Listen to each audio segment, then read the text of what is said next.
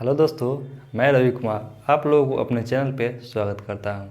हम लोग coding decoding का जो प्रश्न देख रहे थे उसमें तो सारा कंप्लीट हो चुका है, वो चैप्टर ख़त्म हो चुका है। अब हम लोग नया चैप्टर देखेंगे। अब नया चैप्टर है ब्लड रिलेशन, जो ही बहुत अच्छा है टॉपिक है।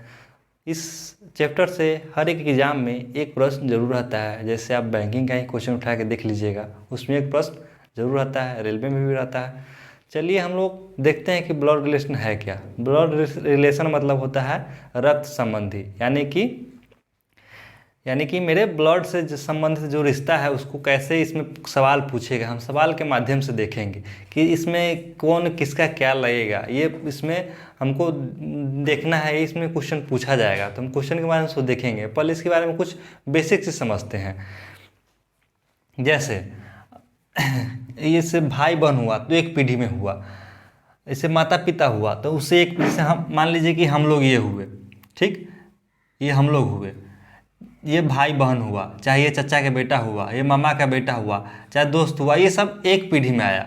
इससे ऊपर पीढ़ी जैसे पिता हुआ तो उससे आपसे एक पीढ़ी ऊपर हुए तो इससे पिता हो जाएंगे एक पीढ़ी ऊपर, आपसे एक पीढ़ी ऊपर हो जाएंगे, बाबा हो जाएंगे, इससे पिता होंगे तो इससे ऊपर भी एक पीढ़ी आपके बाबा हो जाएंगे, यानी कि दो पीढ़ी ऊपर। जैसे बेटा आपके होंगे तो उसके ये आपसे एक पीढ़ी नीचे, पोता होंगे फिर एक पीढ़ी नीचे।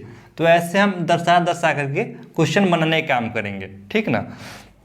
इसमें हम और जैसे इसका एक ऐसे समझ लेते हैं, मान लीजिए हमको कहेगा कि इसका ये एक ए है ये एक आदमी, इसका पिता, तो इसको पिता के लिए क्या कोड कर देंगे, ऐसे ऊपर कर देंगे तो एक पीढ़ी ऊपर हो जाएगा। इसका मान लीजिए बी पिता है तो इसका इसके लिए ये पिता हो जाएगा। जैसे इसका कहेगा बेटा तो इसके लिए एक इस नीचे कर देंगे, ठीक। इसका अगर पिता रहेगा तो प्लस का साइन देंगे। तो ऐसे करके हम कोड करके बनाएंगे तो ऐसे समझ में आएगा। जैसे इसका मान लीजिए इसका ये पिता हो गया तो अब इसका माता कहेगा तो ये पति पत्नी होगा, तो यानी मान लीजिए यहाँ पर डी इसका पत्नी हो जाएगा। तो ऐसा करके ऐसे करके हम इसका कोड करेंगे। ये एक पीढ़ी ऊपर, इसे जैसे तीर देंगे ऊपर मुँह तो इसे समझेंगे कि एक पीढ़ी ऊपर है, या तो पिता है या तो चाचा है। तो हम इसमें क्वेश्चन के माध्यम से समझेंगे। चलिए हम ज़्यादा समय बिताते हुए नहीं क्वेश्चन पे आते हैं और क्वेश्चन के माध्यम से सारा समझते हुए चलेंगे। आपका क्वेश्चन है, क्वेश्चन नंबर पहला है, ए ने बी से कहा कि बी की माँ ए की माँ की सास है, बताए कि ए की माँ बी की माँ की कौन है। जैसे आप लोगों को ये बेसिक चीज़ तो पता ही होगा, जैसे पिता का पिता उसको बाबा कहते हैं या दादा कहते हैं, माता का पिता नाना हुआ, ऐसे सब आपको रिलेशन पता हो, ये हमको बताने की ज़रूरत नहीं है। आप हम क्वेश्चन के माध्यम से समझाते हैं, आप समझिए। इसमें ये कह रहा है ए ने बी से कहा कि बी की माँ, जो बी की माँ है, बी की माँ, यहाँ पे कोई बी की माँ है, ठीक ना। इसको हम माइनस से डिकोड कर लेंगे। उसके बाद कह रहा है कि बी की माँ है, ए की माँ की सास है, ए की माँ की सास है, यानी कि यह सास है ए की माँ की। यहाँ पे ए की माँ ये माँ हो जाएगा। मान लीजिए यहाँ पे हम ऐसे ये पीढ़ी ऊपर करेंगे तो यहाँ पे इसका ये, यहाँ पे मान लीजिए इसका ये माँ हो गया। इसका जो यह है, यह बी की माँ वो सास है।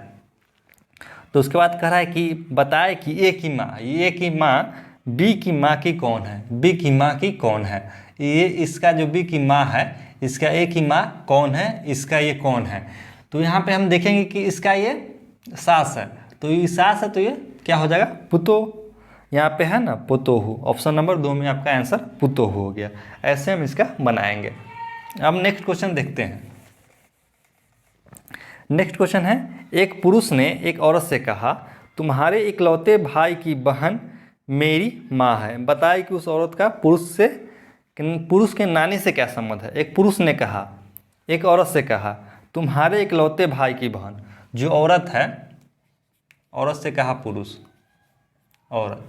ऐसे यार लिखने की जरूरत नहीं है, हम डायरेक्ट कोड करके भी लिख सकते हैं, ए बी ऐसे करके। कह रहा है कि एक पुरुष ने एक औरत से कहा तुम्हारे इकलौते भाई, इसका इकलौता जो भाई है,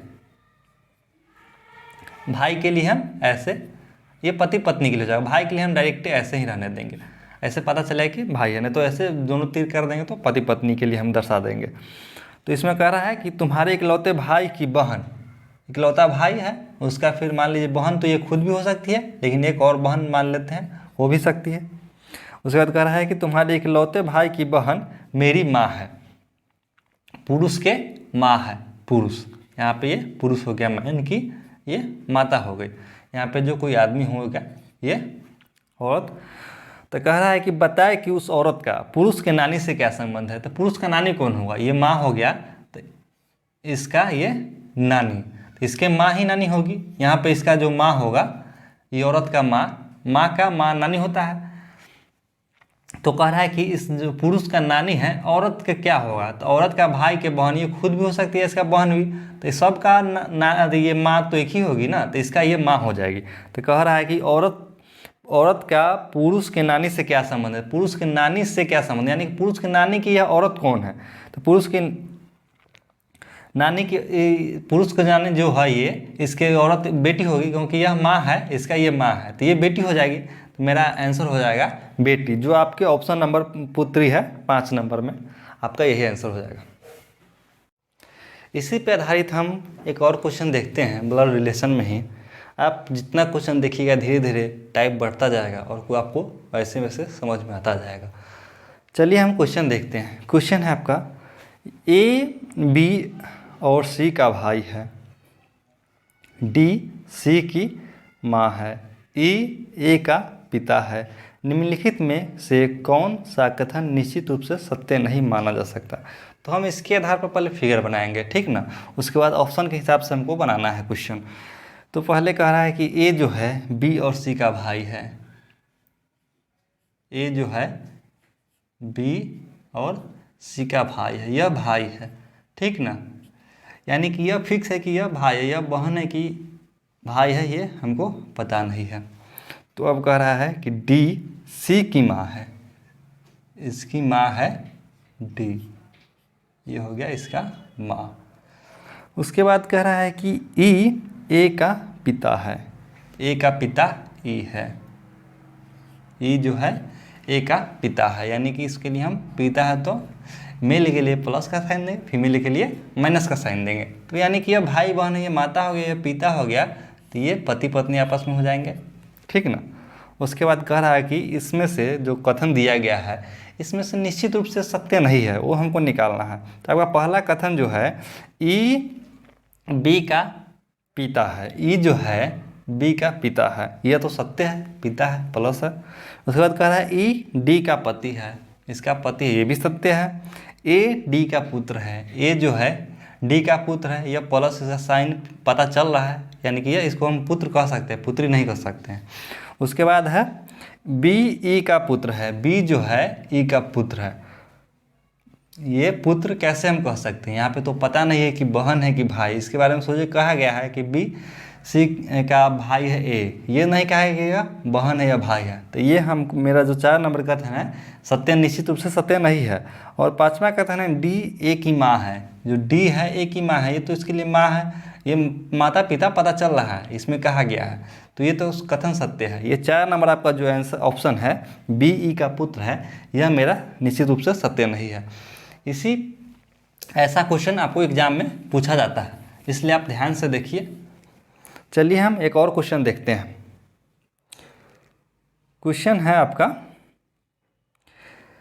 कमला का परिचय देते हुए महेश ने कहा उसके पिताजी मेरे पिताजी के इकलौते पुत्र हैं, बताए कि महेश कमला से किस प्रकार संबंधित है। कमला का परिचय देते हुए महेश ने कहा, कमला के बारे में महेश ने कहा कि उसके पिताजी मेरे पिताजी का, किसके पिताजी, कमला के जो पिताजी है, यह मान लीजिए यहाँ पे इसका कोई पिताजी है। उसके बाद कह रहा है कि महेश जो कहा, महेश मतलब मेरे पिताजी के इकलौते पुत्र है। मान लीजिए कि इकलौते पुत्र है, महेश तो खुद हुआ इकलौते पुत्र, कह रहा है कि कमला के पिता, तो यानी कि महेश आ जाएगा आपका यहाँ पे, महेश, फिर इसका मान लीजिए पिता, इसका पिता के इकलौते पुत्र तो यही हो गया, और ये कमलेश कह रहे हैं कमला का पिता है। तो कह रहा है कि महेश कमला से किस प्रकार संबंधित है, यानी कमला का कौन है महेश, हमको निकालना है। तो यहाँ तो पता चल रहा है कि पिताजी है, तो हम इसमें आपका जो ऑप्शन नंबर 2 है पिता, आपका यही आंसर हो जाएगा। यह वीडियो आपको कैसा लगा आप कमेंट में ज़रूर बताइएगा। आप लोगों को हमको उम्मीद है कि आप लोगों को यह समझ में आ रहा होगा। हम फिर नेक्स्ट वीडियो में नेक्स्ट टाइप देखेंगे। यह वीडियो आपको अच्छा लगा हो तो कृपया लाइक कीजिएगा, सब्सक्राइब कीजिएगा और दोस्तों के पास शेयर जरूर कीजिएगा। फिर मिलते हैं नेक्स्ट क्लास में नेक्स्ट टाइप के साथ। जय हिंद, थैंक यू।